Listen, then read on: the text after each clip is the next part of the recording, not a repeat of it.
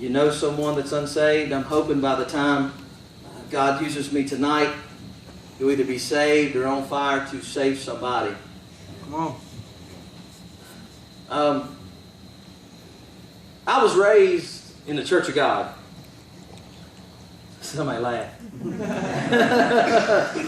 Nothing wrong with the Church of God by any means. I never did jive with the dresses and the no makeup. And man, sometimes women need a little bit of makeup. You know what I mean? You know. Oh, man. It's going to be like, make sure you don't get that guy back here. I'm going to take you through a gamut of emotions tonight. It'll probably have you laughing and crying a little bit. And hopefully by the time I'm done, you're going to be on fire. But I was raised in the Church of God, and my mom would do the plays there, and I can remember sitting in the seats, coming under conviction. I would be 16, 17 years old, and I would come under conviction, but I never would make that step. I was just like, something would hold me back. And it was about that time, too, that I began to dabble in alcohol a little bit, and a little bit of marijuana. I want to say this, if you know somebody that's dealing with addiction, nobody starts out an addict or an alcoholic. Come on. Right. And nobody says, I'm going to become an alcoholic. That's what I'm going to do. Nobody says that. Why would you? I'm just going to get hooked on these things. I just want to be an addict. Nobody says that. Most people discover it through casual partying or just trying to fit in or try to be cool. And you know that some people it gets a hold of and some people it doesn't. But the fact of the matter is the people that it gets a hold of are people that are dealing with some serious issues in their life. And it begins to become an escape for them, an out, if you will. So I started out the cool guy, you know, the jock, the guy with the girls, and, you know, the football player, the basketball player, all that stuff. And, you know, it's just a fun thing. Went to college, you know, never did make any commitment to the Lord. Went to college, still the party guy, still hanging out. I actually got a degree in respiratory therapy, and I was working a job, and everything was cool. And I had been dating this girl ever since, like, I was a 9th grader or 10th grader, and moved on. And anyway, we had been talking marriage and all that stuff, and we would party and hang out with all these people. And I think I was about 25 when my oldest daughter was born, and she and I were together, and I had her out of wedlock. Somebody was like, I'm going to shut you down now. What kind of preacher? How could he be called? Huh? Come on. So I had this girl, somebody said he was 25, he's older than I wasn't. I was 25, but I acted like a 16-year-old. And I partied, and I tried to be a dad. And finally her mother just got fed up with me, and she said, you know, I'm done with you. And I thought, nah, she's not, she'll take me back. But my dad knew when I came walking in with the deer head. He said, it's over, son. When she sent you home with the deer head, it's over. That's what he said. He knew it. He was right. But she wouldn't take me back. And it sparked something on the inside of me because, you know, my dad and my mom didn't get divorced. My grandparents, they didn't get divorced. And I looked at myself as a complete failure. I thought, you know, even though I wasn't married, I was going to make this thing work, and now I can't make it work. Now you say, that don't really sound like a lot, but you know, my dad is an awesome man, but I was raised rough. He was a coal miner for 35 years, and I was raised that you didn't cry. You had to be tough. I remember my senior year, I scored 3 touchdowns in one game, and I'd come running off, and I thought, Dad's going to be. He's like, maybe you can score 4 next game. But it put something on the inside of me. I never felt like I was good enough. Never felt like I could, you know, overcome.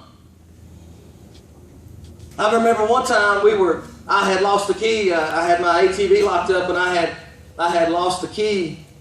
And when I was holding the chain for him, and he had a hacksaw, and it slid off the chain and it ran across my fingers. And I was like, jump back, and he's like, no, you'll be all right. So this is how I was raised, you know, this is how it was. Come on.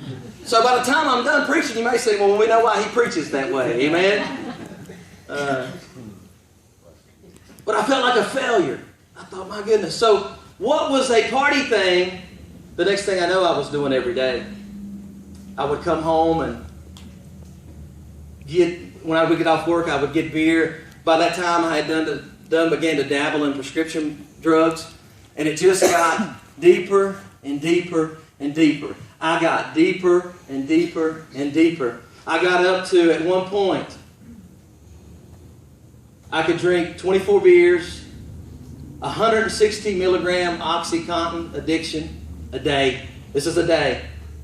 What do you mean 160 milligrams OxyContin? That's 16 Percocet 10s to anybody that maybe knows what Percocets are. Some of you's like, I take one and I'm out. Well, I could take 16 a day and drink 24 beers. I'm not done. I had a marijuana habit.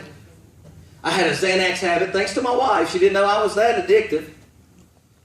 By the way, bless her heart that she's still with me. She knew we were dating just a little bit, and it was 4 o'clock in the morning, and I woke up, and she was like, wonder what he's doing, and I was reaching for the cooler. Because I was such a mess, as soon as I would wake up, I was like, I've got to get something in my system. I hate who I am. I hate who I've become. I'm so depressed. I'm so anxious. Xanax.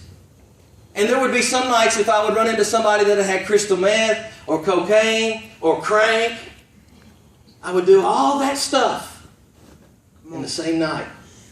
You could say, well, how are you still alive? I don't know.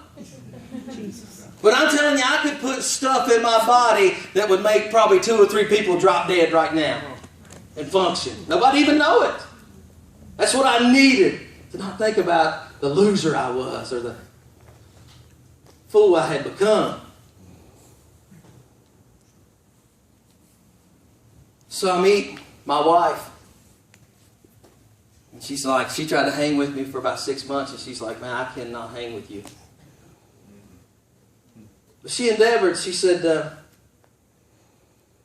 I'm going to church. I want to do better for our kids. She and I had a baby, and she's like, I just don't want to do this anymore. And I thought, don't you start the whole holy roly, going to church kind of thing. Don't you start that junk. And she would go to church. She'd come home. The first time she went to our church that we come out of, there was 30 people baptized. She'd come home just gloating. And I just scoffed at her. All preachers are fake. I hate all preachers. I hate all Christians. I hate anything to do with the church. Don't even talk to me about it. It's all a sham. It come up on our 1-year anniversary, September 24th, 2006. I'll make you cry a little bit. Maybe make me cry a little bit. Come on. She got up and it was our anniversary. She said, would you go to church with me today? I said, you're out of your mind. I got to go buy you an anniversary gift. But really what I had to do is I had to go buy drugs. She said, I want you to go to church with me. You ain't got to buy me anything. Just please go to church with me. I thought, well, I can save that money. And now I can get more drugs, Yeah, that's a good deal. Come on. So we go to this church. By the way, I have a pastor too. His name's Lawrence Hayes. He's the apple of my eye. And I have the utmost respect for this man. But anyway, we go into this church of about 300 people. And this man gets up and he begins to preach a message entitled, Except a Man Be Born Again. Come on. And it felt like that church of 300 completely emptied out. And as I sit in that pew, I just felt like this man was preaching everything about me. He just began to talk about Jesus. And he began to talk about, getting a way out. And I thought, I'm not going to do it. God, don't make me get saved. Come on. Come on. I'm not going to.